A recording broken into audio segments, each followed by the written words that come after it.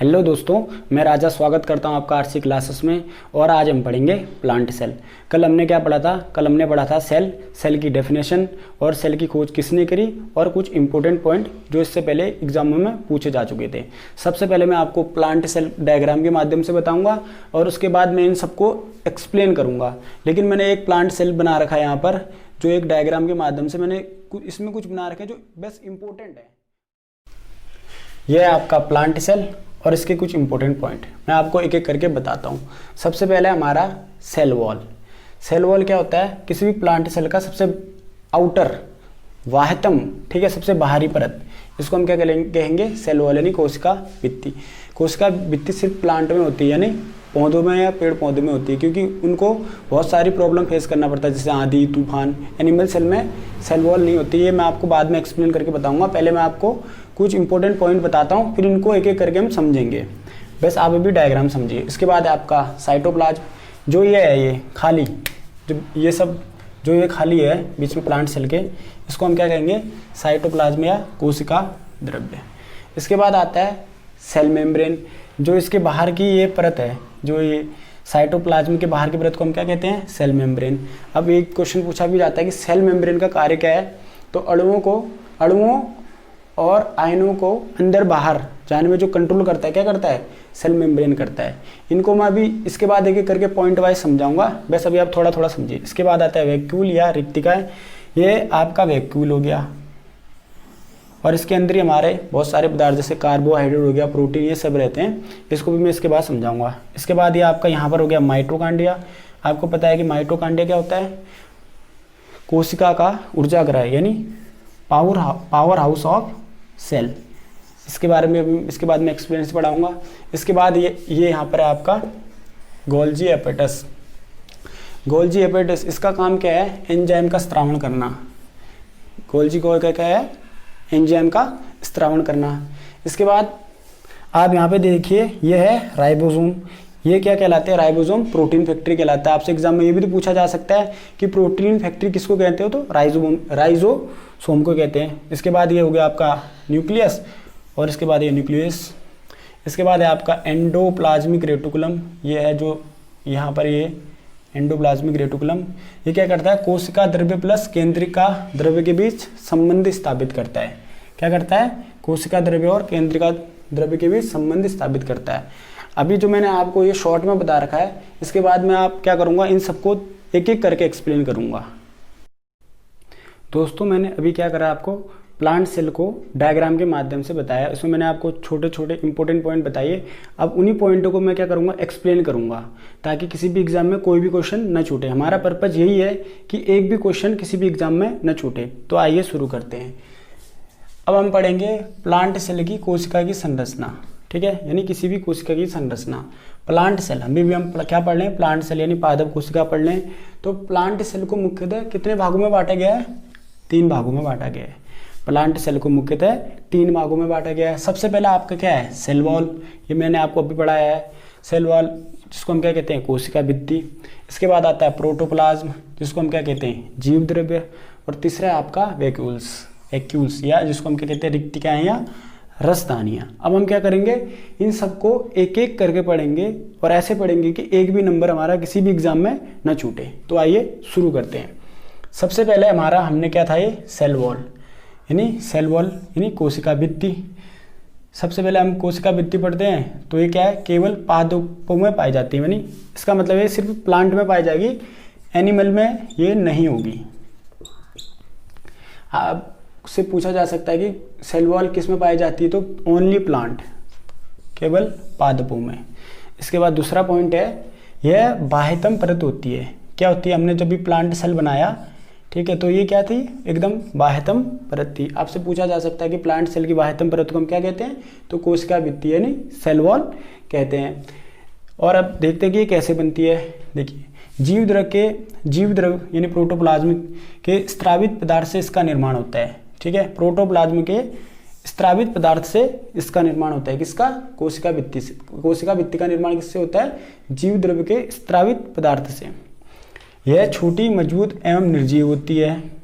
Next point है इसका, कोशिका भित्ति कोशिका विभाजन के ये क्या है, कोशिका भित्ति कोशिका विभाजन के टेलोफेज यानी अंत्यावस्था, कोशिका भित्ति कोशिका विभाजन के टेलोफेज यानी अंत्यावस्था के समय एंडोप्लाज्मिक रेटिकुलम, हिंदी में इसको हम क्या कहते हैं, अंतः प्रद्रवी जलिका, एंडोप्लाज्मिक रेटिकुलम में अंतः प्रद्रवी जलिका की छोटी नलिकाओं द्वारा होता है। आपसे पूछा जाता है कि किस फेज में, तो टेलोफेज अवस्था में। इस प्रकार हम क्या कर सकते हैं, सेल वॉल को भी परतों में बांट सकते हैं। सबसे पहले हम क्या करेंगे, इसको प्राथमिक सेल में बांट सकते हैं, प्राथमिक वॉल में बांट सकते हैं, फिर द्वितीयक, फिर तृतीयक, फिर क्या है, मध्य पटल। अब पहला पूछा जा सकता है कि प्राथमिक सेल वॉल किसकी बनी होती है, तो प्राथमिक सेल वॉल किसकी बनी होती है, सेलुलोज, यानी केवल सेलुलोज की बनी रहती है प्राथमिक सेल, ओनली सेलुलोज। लेकिन कवक तथा यीस्ट में जो सेल वॉल किसकी होती है, काइटिन की बनी होती है, कहीं कहीं पे चाइटिन भी लिखा आता है। कवक तथा यीस्ट में किसकी बनी होती है, काइटिन की। इसके बाद आता है द्वितीयक, द्वितीयक सेल वॉल किसकी बनी होती है, cellulose plus pectin plus lignin. इसके बाद आता है तृतीयक, तृतीयक किसकी बनी रहती है, जैलिन की, लेकिन यह केवल अनावर्तबीजी पौधों में होता है। इसके बाद आता है मध्य पटल, इसमें क्या है, कैल्शियम तथा मैग्नीशियम के पेक्टेट द्वारा ये बनी होती है। इसके बाद आता है आपका प्लाज्मा झिल्ली, ये नेक्स्ट नंबर है, प्लाज्मा झिल्ली यानी ये प्लाज्मा मेम्ब्रेन, जिसको हम सेल मेम्ब्रेन भी कहते हैं। ये क्या है, साइटोप्लाज्म की बाह्यतम सीमा, आपको मैंने बताया था जो 3 लेयर है, तो ये साइटोप्लाज्म हुआ और इसकी ये वाली बाह्यतम सीमा, ठीक है, साइटोप्लाज्म की बाहरी सीमा। और इसका फंक्शन क्या है, विभिन्न प्रकार के अणुओं तथा आयनों को अंदर बाहर करना, ठीक है। इसका कार्य क्या है, विभिन्न प्रकार के अणुओं तथा आयनों को अंदर तथा बाहर करने में क्या करता है, ये कंट्रोल करता है। दोस्तों अब हम पढ़ेंगे प्रोटोप्लाज्म। प्रोटोप्लाज्म जिसको हिंदी में हम क्या कहते हैं, जीव द्रव्य कहते हैं। तो जीव द्रव्य क्या है, कोशिका के अंदर संपूर्ण पदार्थों को हम क्या कहते हैं, प्रोटोप्लाज्म। आपसे पूछा जाएगा कि प्रोटोप्लाज्म या जीव द्रव्य किसे कहते हैं, तो कोशिका के अंदर का संपूर्ण पदार्थ क्या कहलाता है, जीव द्रव्य या प्रोटोप्लाज्म कहलाता है। एक क्वेश्चन पूछा भी जाता है कि जीवन का भौतिक आधार क्या है, तो जीवन का भौतिक आधार प्रोटोप्लाज्म यानी जीव द्रव्य है। अब इसकी खोज किसने करी थी, प्रोटोप्लाज्म की खोज तो करी है पुरकंजे ने और नामकरण कराया है मोहल ने। आपसे पूछा जाएगा कि प्रोटोप्लाज्म की खोज किसने कर रही है, तो पुरकंजे, नामकरण आएगा तो मोहल ने। इसके बाद इसमें कुछ इंपॉर्टेंट पॉइंट है, इसमें क्या होता है, 60 से 80% वाटर होता है यानी जल होता है, और इसमें क्या होता है, कार्बनिक और अकार्बनिक सब्सटेंस यानी पदार्थ होते हैं, और इसमें ऑक्सीजन, कार्बन, हाइड्रोजन और नाइट्रोजन भी होता है। ये इसके कुछ इंपॉर्टेंट पॉइंट हैं। इसके बाद आपका थर्ड में आता है रिक्तिकाएं, जिनको हम वैक्यूल्स कहते हैं। ये थर्ड पॉइंट है, क्या है हमारा, रिक्तिकाएं। इसमें कुछ इंपॉर्टेंट पॉइंट मैं आपको बता देता हूँ। पहला है पादप कोशिका में पाया जाता है, सबसे पहला मतलब एनिमल में नहीं पाया जाएगा। क्या वैक्यूल्स क्या है, पादप कोशिका में पाया जाता है। रिक्तिका रस पाया जाता है, जो ये वैक्यूल हुआ जो मैंने आपको प्लांट सेल में बताया था, इसमें क्या होता है, रिक्तिका रस पाया जाता है। और इसमें क्या क्या होते हैं, रिक्तिका रस में क्या क्या होगा, कार्बोहाइड्रेट होगा, खनिज यानी मिनरल होगा, एमाइड होगा और अमीनो एसिड होगा। किसमें, रिक्तिका रस में। वैक्यूल्स में रिक्तिका रस पाया जाएगा और उसमें carbohydrate, mineral, amide plus amino acid होगा।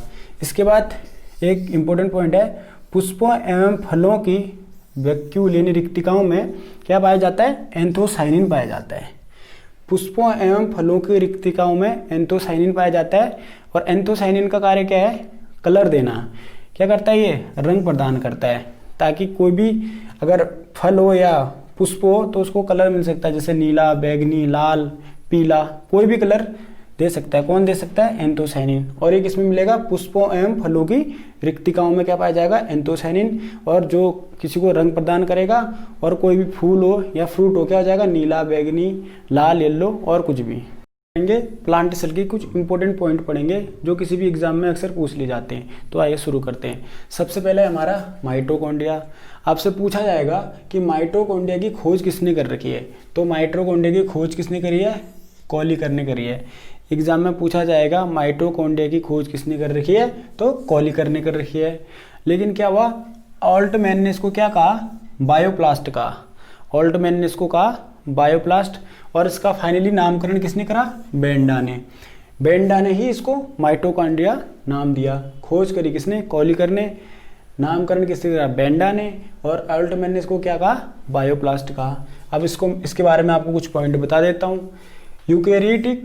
यूकेरियोटिक कोशिका की कोशिका द्रव्य में गोलाकार, छड़ और कण के समान एक संरचना पाई जाती है। इसका शेप कैसा हो सकता है? गोलाकार हो सकता है, छड़नुमा हो सकता है और किसी भी कण के आकार के हो सकता है। क्या? माइटोकॉन्ड्रिया। अब मैंने आज की खोज के बारे में बता दी, तो अब इसमें नेक्स्ट पॉइंट है, यह बैक्टीरिया तथा नीले हरे शैवालों। यह क्या है? बैक्टीरिया तथा नीले हरे शैवालों। बैक्टीरिया मैंने आपको क्या बता रखा है? खोज किसने कर रखी है? एंटोनी लुएनहॉक। क्या है? बैक्टीरिया तथा नीले हरित शैवालों की कोशिकाओं को छोड़कर पौधों तथा जंतुओं की कोशिकाओं में पाया जाता है। ये किस में नहीं पाया जाता है? बैक्टीरिया तथा नीले हरित शैवालों में क्या? माइटोकॉन्ड्रिया नहीं पाया जाता है। इसके बाद है कोशिका का पावर हाउस कहते हैं। आपसे एग्जाम में पूछा जाएगा कि कोशिका का पावर हाउस किसे कहते हैं? तो माइटोकॉन्ड्रिया कहते हैं। अब इसको क्यों कहते हैं पावर हाउस? क्योंकि यहाँ पर सभी खाद्य पदार्थों का ऑक्सीकरण होता है। आपसे पूछा जाएगा कि खाद्य पदार्थों का ऑक्सीकरण कहाँ होता है? तो माइटोकॉन्ड्रिया में होता है। यहाँ पर सभी खाद्य पदार्थों जैसे कार्बोहाइड्रेट हो गया, फैट हो गया, प्रोटीन का ऑक्सीकरण कहाँ होगा? माइटोकॉन्ड्रिया में होगा। और श्वसन का केंद्र में हम किसको कहते हैं? माइटोकॉन्ड्रिया को ही कहते हैं। इसके बाद आता है आपका सेकंड नंबर पे गोल्जी कॉय, या जिसको हम कहते हैं गोल्जी बॉडीज। इसकी खोज किसने करी थी? कैमिलो गोल्जी ने करी है। कब करी है? 1898 में। गोल्जी कॉय की खोज किसने कर रखी है? कैमिलो गोल्जी ने। कब कर रखी है? 1898 में। और इसको हम क्या कहते हैं? लाइपोकॉन्ड्रिया भी कहते हैं। गोल्जी कॉय को हम क्या कहते हैं? लाइपोकॉन्ड्रिया भी कहते हैं। नीले हरित शैवाल और जीवाणु में ये नहीं पाया जाता है। गोल्जी कॉय क्या है? नीले हरित शैवाल प्लस जीवाणु में नहीं पाया जाता है। अब इसका है फंक्शन यानी कार्य।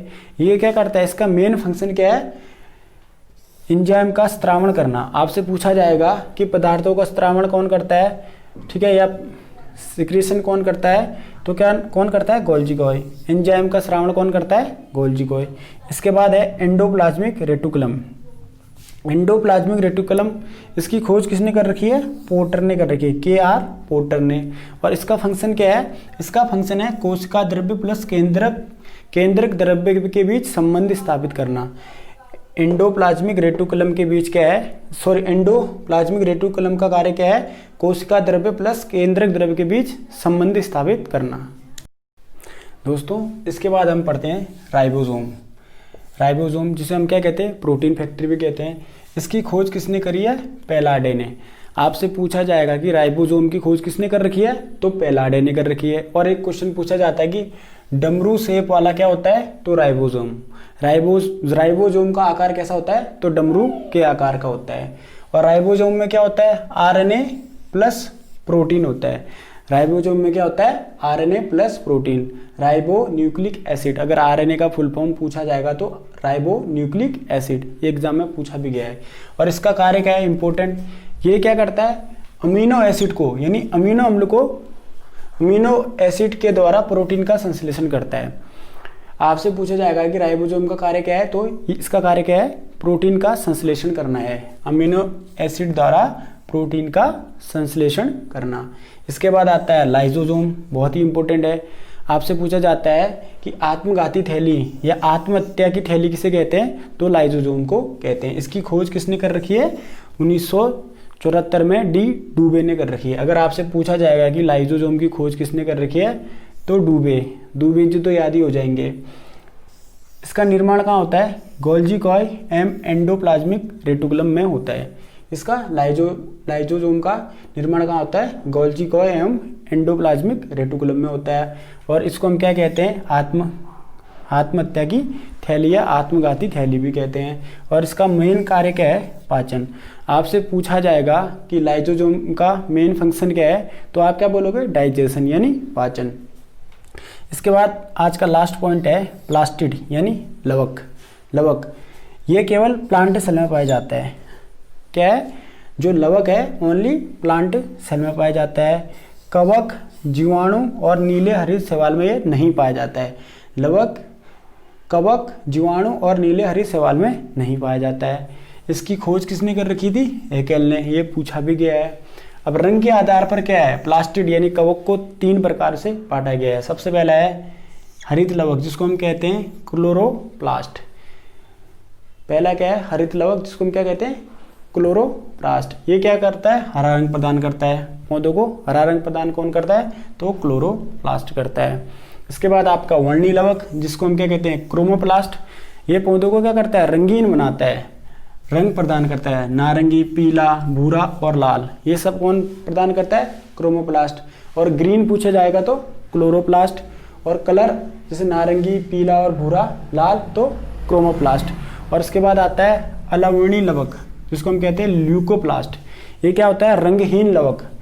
मोस्टली क्या होता है? ये भूमिगत होता है, मतलब जमीन के अंदर होता है। तो दोस्तों, इसी के साथ आज की क्लास हमारी यहीं समाप्त होती है। आज हमने क्या पढ़ा? सबसे पहले हमने प्लांट सेल को डायग्राम के माध्यम से समझा, उसके बाद हमने उसके कुछ इंपॉर्टेंट पॉइंट पढ़े, और उसके बाद हमने सेल के कुछ इंपॉर्टेंट भी आज पढ़ लिए हैं। और हम मंडे की क्लास में क्या करेंगे? Plant cell plus animal cell में अंतर को स्पष्ट करेंगे, और साथ साथ हम इसमें एमसीक्यू भी सॉल्व करेंगे, जो पिछली बार किसी एग्जाम में पूछे गए हैं और जो बार बार रिपीट हुए हैं। तो दोस्तों, अगर आपको हमारी क्लास पसंद आती है, हमारे टॉपिक पसंद आते हैं, तो आपने क्या करना है? हमारे चैनल को सब्सक्राइब करना है, शेयर करना है, लाइक करना है। Thank you so much.